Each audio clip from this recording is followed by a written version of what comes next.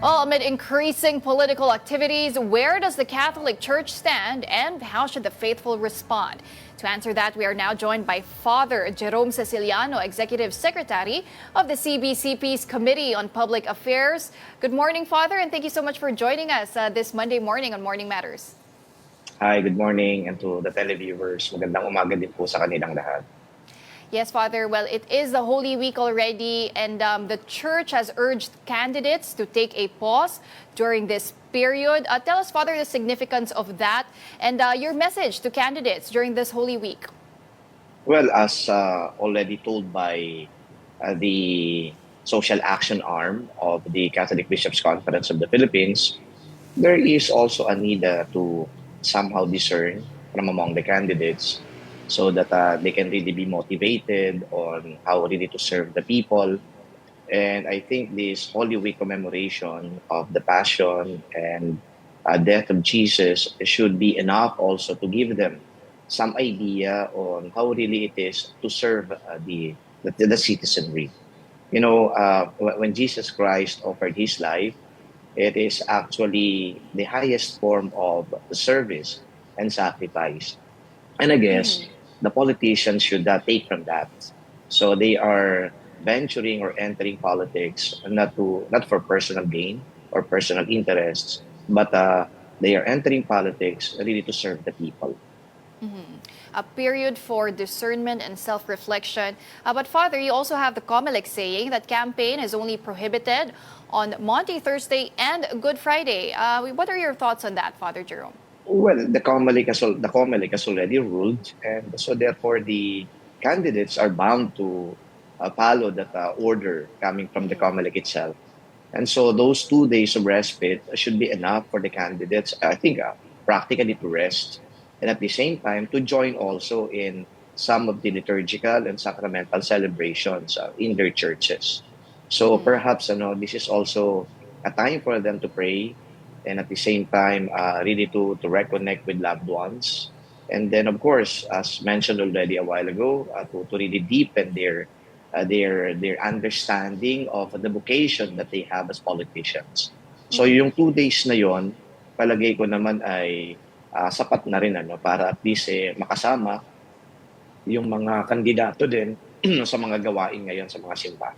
Pero Father, what if we see politicians appearing in religious events? Sometimes, di ba, baka gamitin pa itong campaign strategy. How does the Church respond to that? And is there a way to really balance campaign efforts while still observing our practices, our traditions during the Holy Week? Well, if there are politicians, for example, will be attending church services and then makikipagkamay, di ba? Tapos makikipagchikahan doon sa loob ng simbahan. Palagay ko, matured na naman ng mga politicians natin. Hindi na naman siguro nila gagawin yan. But if there will be candidates who will be doing that, we have people naman from inside the church who can actually tell them the proper decorum. So ito naman ay hindi yung basta-basta na lang napaalisin sila. Baka naman bubulungan lang para at least may respeto naman sila, may papakita doon sa sacredness ng mga gawain. And then kung sakali man, for example, na napupunta sila doon para yun nga mag-join sa aming mga celebration, meron na kami presumption syempre na they are there in good faith. So hindi yung iisipin kagad namin na ando doon sila para mangampan. So to be fair naman to them, we are going to give them the benefit of the doubt because they are also Catholics, kaya nga nagpunta doon. Kaya gusto din siguro nila magdasal. So, ibibigay namin sa kanila ay yung benefit. Well, Father, we only have also less than a month before the midterm elections on May 12, and the Church has called on for candidates to uphold the integrity of the electoral process. Tell us, Father, about the role that the Church intends to play in this election process. But we do know, di ba, syempre, Father, meron naman yung separation of church and state. But tell us the role of the Church in this midterm elections in ensuring that we will have a fair and clean election process. Very clearly, ang papel ng simbahan dito ay voters education. At ang simbahan naman ay partner din ng PPCRV. So yung voters education, ginagawa ito in partnership with PPCRV para ma-inform natin at saka matulungan natin sa pagdi-discern yung mga botante. And of course, ang meron din kami dito is moral suasion. So what it means that hindi naman kami talaga makakapwersa sa mga botante na ito yung iboto ninyo.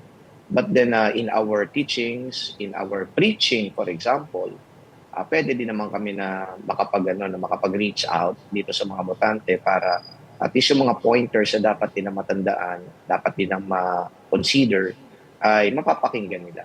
Meron din kami mga tinatawag na circles of discernment wherein our parishioners are invited to gauge, and then to analyze, to assess, and then pray over our decisions to make this coming election.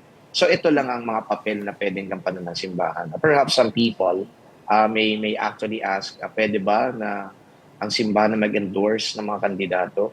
Well, to that question, negative ang sagot dyan. We cannot just endorse a candidate. Because if we do that, we are compromising also our stand as a church. May mga pagkakataon yan, balang araw na yung mga polisiya na gagawin ng mga kandidato ay hindi talaga tugma sa tinuturo ng simbahan. So kapag nangyari yun at in-endorse ng simbahan yung kandidato na yun, so ando doon papasok yung compromises. So we don't do that. Kaya uulitin ko, moral suasion, voters education, and then yung circles of discernment, yan ang mga papel na pwedeng gampanan ng simbahan. Pero ito nga, Father, Palm Sunday already marked the beginning of the Holy Week. And for many Filipinos, Father, it's both a religious and a cultural tradition. Can you help us understand, Father, the significance of the Holy Week and how uniquely do we celebrate this compared to the rest of the world as Filipinos? Well, yung Holy Week kasi commemoration yun of the passion of Jesus Christ. When we speak of the passion, we speak of the suffering, the carrying of the cross, the crucifixion, and then of course, magko-culminate yan doon sa Easter Sunday. Bakit mahalaga yung commemoration na to? Well, for us to realize that there's somebody who offered his life para tayo ay magkaroon ng buhay. At hindi ito yung buhay na with all the practical considerations. Ito yung buhay na tinatawag natin na walang hanggan, kaligtasan. So yung mga practical considerations dito na pag nag-Holy Week nag-commemorate ba kami ng Holy Week, hindi na kami magkakasakit, magkakaroon ba kami ng trabaho, magkakaroon ba kami ng pera, yayaman ba kami, perhaps we should go beyond thinking those things. Dito ang gusto natin na ipakita yung appreciation natin sa ginawa ng Diyos na iligtas tayo at mabigyan nga tayo ng buhay na walang hanggan. At hindi lang yun, kinakailangan din na sa pagsali natin sa mga gawain dito sa simbahan, ngayong Holy Week, sa pag-commemorate natin itong passion nga ng ating Panginoon, maintindihan natin, ganito pala dynamics ng buhay. Meron talagang kahirapan, meron challenges, meron talagang pagsubok, meron kang mga kakaharaping intriga, meron talaga na, alam mo yun, malulugmo ka. But at the end of it all, alam mo na merong Diyos na nauna na nagpakasakit para sa iyo. Kumbaga, itong nangyayari sa atin ay pakikiisa natin sa pagpapakasakit ng Panginoon. At hindi na nagtatapos doon sa krus ang ginawa ni Jesus, kundi ito ay nakita natin may empty tomb. Anong ibig sabihin ng empty tomb? Na wala doon si Jesus, buhay pala. So may buhay after ng pinagdaanan natin ng mga pagsubok na yan, mga pagpapakasakit sa buhay natin. But Father, with our modern generation and our fast-paced lifestyle, has the Church observed any differences in how Filipinos have been observing the Holy Week? And yung mga tradisyon po ba ng bisita iglesia, yung mga pabasa, yung significance po nun sa ating kultura bilang mga Filipino Catholics? Okay, yung unahin natin kung meron bang nabago. Palagay ko, masidhi pa rin yung participation ng mga tao sa ganitong mga Holy Week observances. Let's say, for example, what happened yesterday. You were talking about Palm Sunday. Ang dami-daming tao. And this is totally different from the ordinary Sundays that we had in the past. Pag Palm Sunday, kita natin yung pagdagsa ng mga mananampalataya. So doon pa lang, yung kanilang attendance, pagpapahayag na to na, talagang nagko-commemorate pa rin talaga yung mga Pilipino, lalong-lalo ng mga Katoliko. Hindi nila pinalalagpas to. Ngayon, meron ba tayong nakita na pagbabago sa kanila? Palagay ko, yung pagbabago na to ay naging ano nga for the better. Kasi yung awareness nila, alam mo yung awareness na yung pagbibisita iglesia, hindi lang pala yung pupunta ako dito sa isang simbahan, magdadasal kami bilang isang pamilya. Alam mo yung nakita ko ngayon na pagbabago? Sa kanilang pag-iikot, may mga dala-dala silang mga pagkain. At yung pagkain na yun, hindi sila kumakain. Dinidistribute nila sa mga street children, mga street dwellers. So yun lang, napakalaking pagbabago na to. Dahil kung noon, pupunta lang tayo sa simbahan, ilang simbahan ba bibisitahin natin, magdadasal tayo ng daan ng krus, then magdadasal tayo sa altar of repose. Ngayon, may charitable component na. And this has been, I think, being done for quite so many years. Kaya sabi ko, buhay yung diwa ng pagiging Kristiyano ng mga taong ito. Dahil ang tinuturo naman namin, hindi lang dapat tayo puro dasal. Hindi tayo puro dapat simba lang. Meron dapat tayong konkretong ginagawa din para makatulong sa ating kapwa. So yun ang isang nakita ko dito. And then yung iba pa, ng ilang mga tradition, passion for example, ang pagkakaiba nito, naging modernize yung iba. Di ba? May mga rap nga na version ng passion Bakit nila ginagawa yan? Para maka-attract daw ng mga kabataan. Which is, I think, effective. Because even the young people today are very much aware of the passion. Na noon, na tradition, hindi mo talaga maintindihan Yung iba nga dyan talaga parang, I don't know, baka Spanish pa O kung Tagalog man, malalim na Tagalog. So yung mga kabataan parang isolated sila, hindi namin alam yan So yung iba naman na very creative, gawin natin na appealing sa mga younger generation. Kaya ngayon, mapapansin ka, maobserbahan mo, bakit parang rap? Kasi kinikater nila nga yung mga mas nakababata sa kanila. But Father, also during this Holy Week, penance is a central theme that Catholics reflect on, di ba po?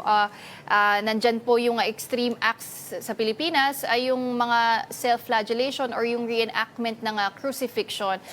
Father, ano po ba ang stance ng simbahan doon sa mga extreme acts of penance na tinatawag? Ang extreme acts of penance katulad ng crucifixion, pati yung self-flagellation, hindi naman yan nire-recommend ng simbahan. Kasi ang unang-unang dapat maintindihan dito ng mga gumagawa niyan, kung ang aim nila is kapatawaran ng kasalanan, ito lang po ang gagawin para mapatawad ng kasalanan. Number one is magsisi ka. Well, dapat may acceptance, may admission, may ownership ng pagkakasala. Pagsisihan mo yan and then lapit ka sa pare para mangumpisal. Yung pare, bibigyan ka ng absolution.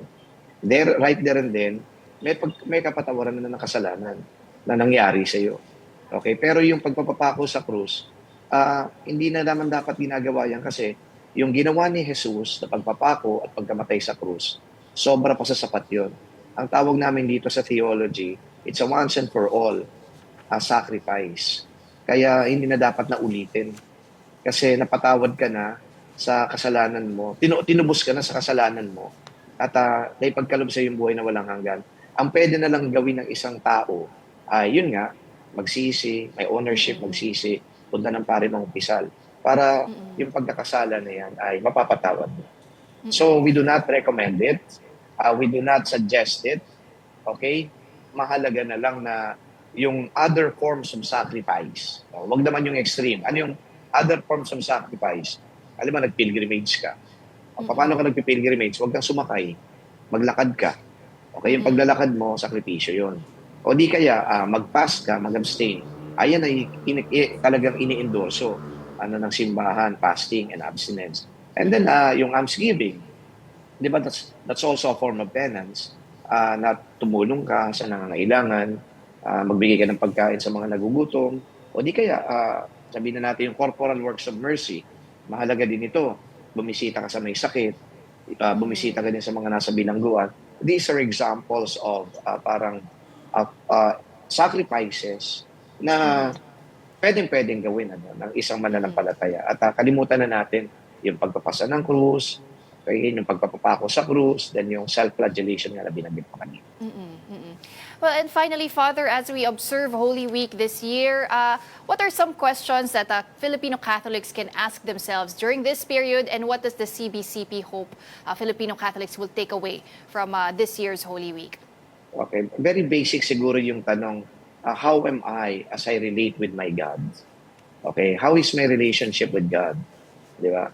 And then of course, yung isa pang tanong dito, part ng kanilang reflection siguro, uh, how am I conducting myself when it comes to the practice of my faith? Kasi dito kasi yung sistema na katoliko ka, mananampalataya ka, pero wala ka naman din ginagawa para patunayan mo na isa kang katoliko.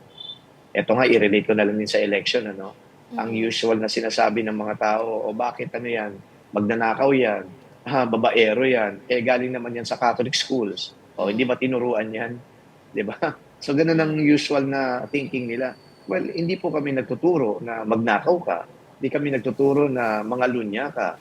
Mga bawal nga ito. Yung nga lang, naturingan ng Katoliko, pero baka nga sa practice natin, hindi na nare-reflect yung ating pagiging Catholic. So, two basic questions, I think, very essential yun na tanungin natin yung ating mga sarili. And then, how do we envision this Holy Week celebration? Ano kaya yung mga pwede pang gawin dito, takeaways dito? Ang palagay ko, mahalaga talaga dito yung interior disposition ihanda.